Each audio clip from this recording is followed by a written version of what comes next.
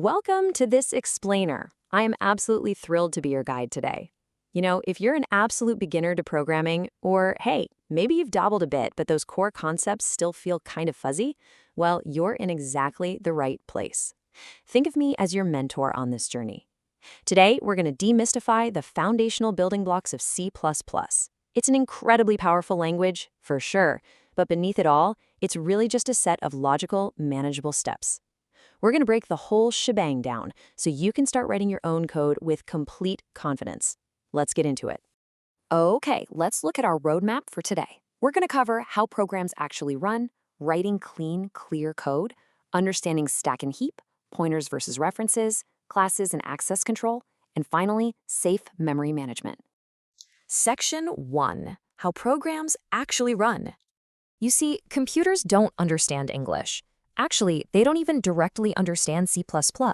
They only understand machine code, just a raw, basic series of ones and zeros. So your high-level source code has to go through a step-by-step pipeline.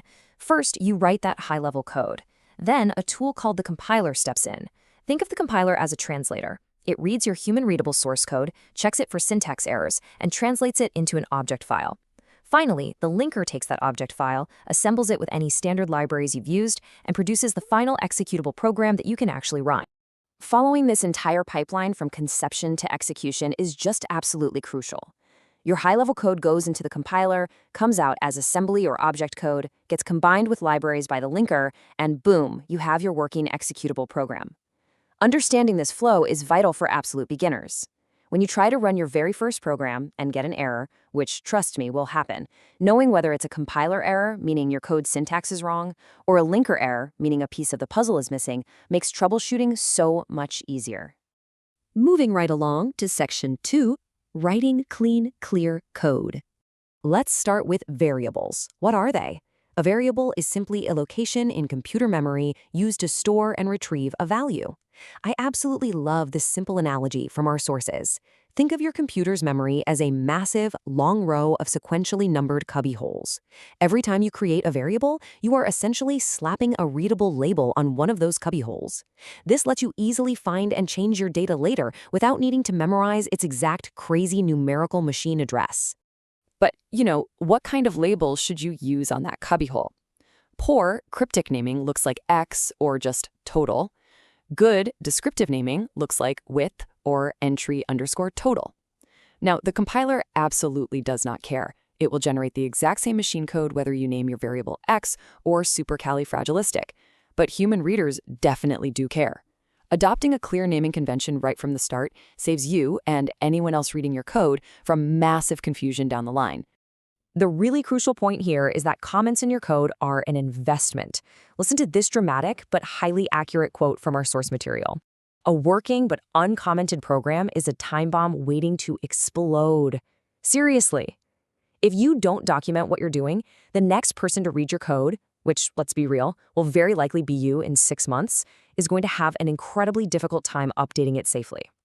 So here are a few simple conventions to diffuse that time bomb. First, your comments should explain why the code works, not just what it does. The code itself already tells us what it's doing, right? Second, always update your comments when the code changes. Incorrect comments are honestly worse than no comments at all. And finally, avoid being overly clever. Favor readability. Investing time upfront in self-explanatory code prevents major headaches during later maintenance. All right, Section 3, understanding stack and heap. This is such a vital concept. Memory is generally divided into two main areas. First, we have the stack. The stack is neat, temporary, and managed automatically, kind of like a stack of books you're actively reading and then putting away. When a function finishes running, all its local variables on the stack are automatically swept away. Poof! Contrast that with the heap. The heap is massive, unnamed, and entirely manual, like a vast warehouse. It's a huge free store of memory. If you want something to survive after a function ends, you have to explicitly request space on the heap and manage it yourself. Which brings us to Section 4, pointers versus references. I know this topic is notoriously tricky for beginners, but think of this analogy from our sources to explain a pointer. Imagine you want to buy something from the Acme mail order company. You don't know exactly where their physical warehouse is located, but you have their 800 number programmed into your phone's speed dial. That speed dial button is a pointer. You don't have the data physically in your hand, but you have its exact address saved so you can access it whenever you need to. So, a pointer P holds the memory address of a variable x, which, let's say, contains the number 2. The pointer P is just an ordinary variable itself, living in its own cubbyhole, but the value inside it happens to be the address of another object. By following the arrow, a process we call dereferencing, we find the actual data. Now, C++ also provides something called references. What's the difference? Well, a pointer holds an address and can be reassigned to point to new things later on, like changing the number saved on your speed dial. A reference, however, is a permanent alias or synonym. Once you tie a reference to a target variable, they are bound together until death. Whatever happens to one happens to the other, and it cannot be reassigned. For beginners, references are often much safer and just easier to read. Let's step back a bit for Section 5, Classes and Access Control. This brings us to the class. A class is really the ultimate organizational tool. It's a language construct that physically binds together data representation and the operations, or functions, over that data. Instead of having loose variables scattered around for a bank account balance and separate functions for depositing, a class bundles them together into one unified account object. This brings together things that logically belong together, drastically decreasing communication errors between programmers.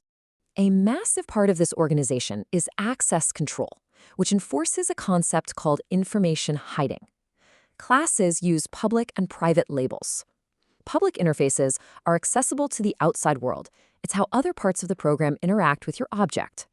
Private data members, however, are hidden strictly inside the class boundary. This is brilliant because it protects the internal state of your objects from accidental tampering by outside code.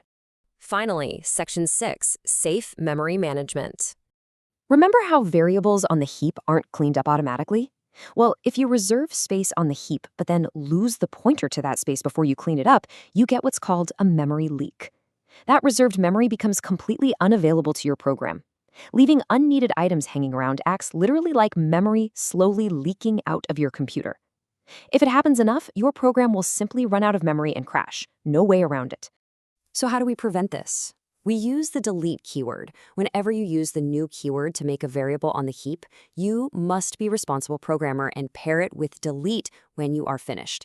The delete keyword explicitly returns your reserved memory back to the heap, making it available for the computer to use again. As we wrap up this explainer, I want to leave you with a provocative question. Will you master the power of the heap, or will your first application slowly succumb to a fatal memory leak? The foundational concepts we've covered today, from understanding how compilers work, to writing clean code, managing the stack and heap, and utilizing classes are the exact tools you need to build robust, responsible applications. Take this knowledge, start practicing writing your own code, and remember to always pair your new with a delete. Happy coding!